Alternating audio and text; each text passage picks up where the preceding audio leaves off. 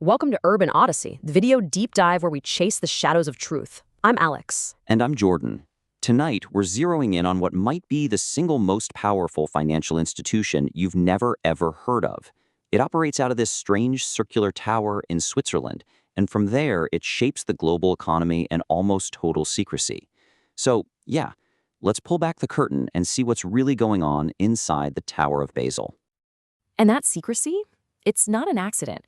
Just look at this quote from the bank's very first president, Gates Magara, all the way back in 1931. Completely removed from any governmental or political control. Right. That wasn't a bug. It was a feature. It was literally baked into its DNA from day one. And that just raises the central question that's going to guide our entire investigation tonight. What exactly is this bank? And what in the world does it do with all that unchecked power? We are talking about the Bank for International Settlements, or the BIS.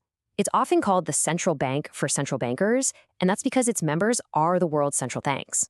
Tonight, we're going to trace its journey from these really shadowy origins through its deeply, and I mean deeply controversial role during World War II, all the way to its immense influence today. So stick with us, and hey, join the thread on X at @OfficialUrbanus. Okay, so what does the BIS actually do today? Well, officially, it's a meeting point. Every other month in Basel, the governors of the big central banks, we're talking the US Federal Reserve, the Bank of England, the European Central Bank, they all gather for a weekend of meetings. But let's be real, this is no ordinary conference. The source material paints a picture of an intensely secretive and hierarchical world. The most important event of the whole weekend is a Sunday evening dinner, where the discussions are completely off the record. The rule is, anything said at that table is absolutely unrepeatable. Just try to imagine the decisions being made in that room, with no minutes, no press, no accountability whatsoever. The real work, the real consensus building, it all happens right there, totally hidden from public view. To really understand the BIS, you have to understand the men who built it. And these guys weren't just bankers. They were these incredibly powerful figures who saw a new way to structure global finance, one that operated above and beyond the, messy world of democratic politics.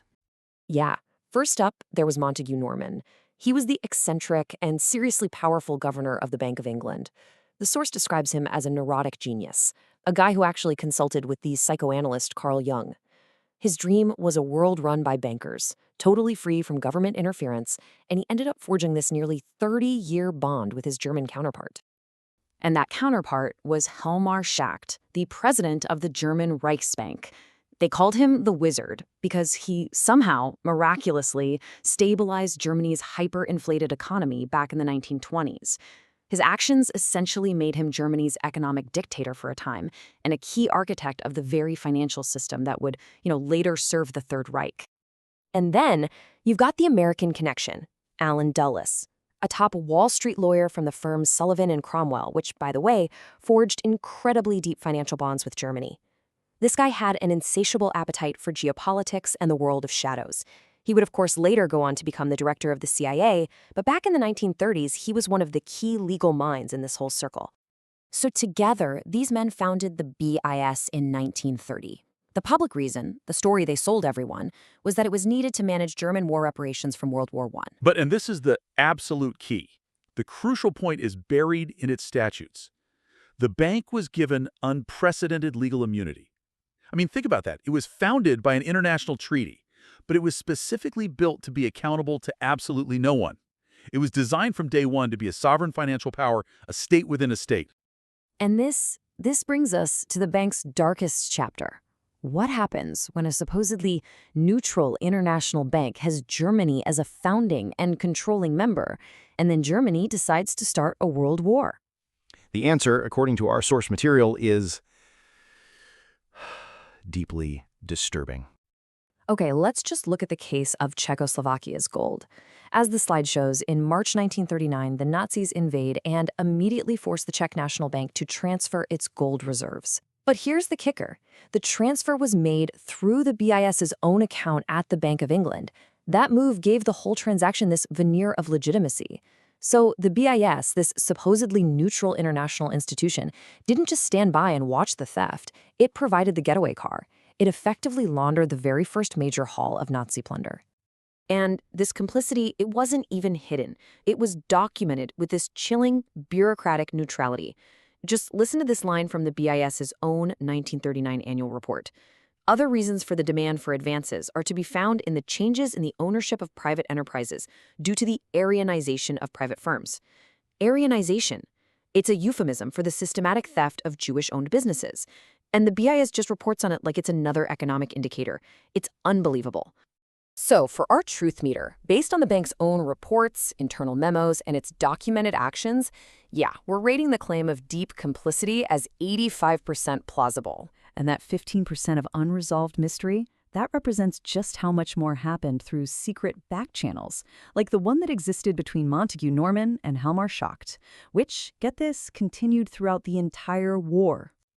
So, after the war, you'd think this bank would be disgraced, maybe even dismantled. But no, the BIS didn't just survive, it thrived. And this is where the story gets really wild. The bank and the whole network of men around it played this pivotal role in shaping post-war Europe. And it shows that what came next wasn't some new beginning, but really a continuation of old plans. Just look at this comparison. On the left, you see the plans for a European monetary union laid out during the war by the Nazi economics minister Walter Funk. Now look at the right, the actual steps taken decades later to create the euro. The parallels are just stunning, from harmonizing exchange rates all the way to creating a single currency. And guess who was at the center of it all, providing the technical expertise and hosting all the key committees? You guessed it, the BIS. And the source material shows it was the exact same network of people involved. You have Alan Dulles, the BIS lawyer, in meetings planning the post-war economy. His good friend John McCloy, the U.S. High Commissioner for Germany, was busy freeing convicted Nazi industrialists from prison.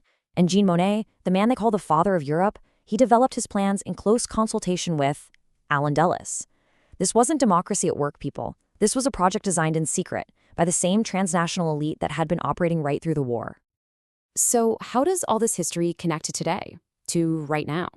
Well, the bank hasn't just survived its dark past. It has become more powerful and more profitable than ever, still operating from its iconic headquarters, the Tower of Basel. Take a look at this number. In a single recent year, the BIS made over $1 billion in profit. And because of its special legal status, that profit is completely, 100% tax-free.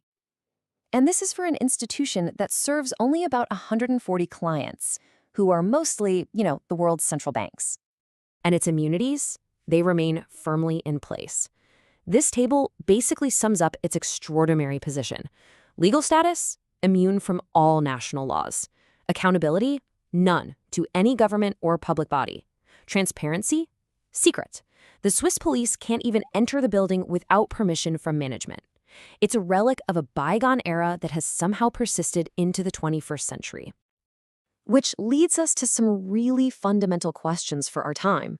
I mean, in an age that supposedly demands transparency, why does an institution this powerful still get to operate with total legal immunity, completely outside of any democratic oversight? And who holds them accountable for the crises they failed to prevent? The source notes they actually warned about the 2008 crash, but with no power to enforce their recommendations and zero consequences for failure, what good is a warning, really? And this, right here, this is the bottom line for all of us. Those secret discussions in Basel about monetary policy and financial stability, they have profound real-world consequences for your savings, your mortgage, the entire economy you live in. So, what is being decided in your name, but without your knowledge? Ultimately, after tracing its history from Nazi collaboration to basically midwifing the euro, the real question isn't just about the bank's past. Given its power, its secrecy, and its immunity, the most important question has to be, what is this unelected, unaccountable elite planning for our collective future? And that's all the time we have for this explainer. The story of the Bank for International Settlements is really a stark reminder that the true levers of power often operate far, far from the public eye. You have to subscribe to our Substack for the full dive. Seriously, what we've covered here is only what's visible on the surface. Thanks for watching.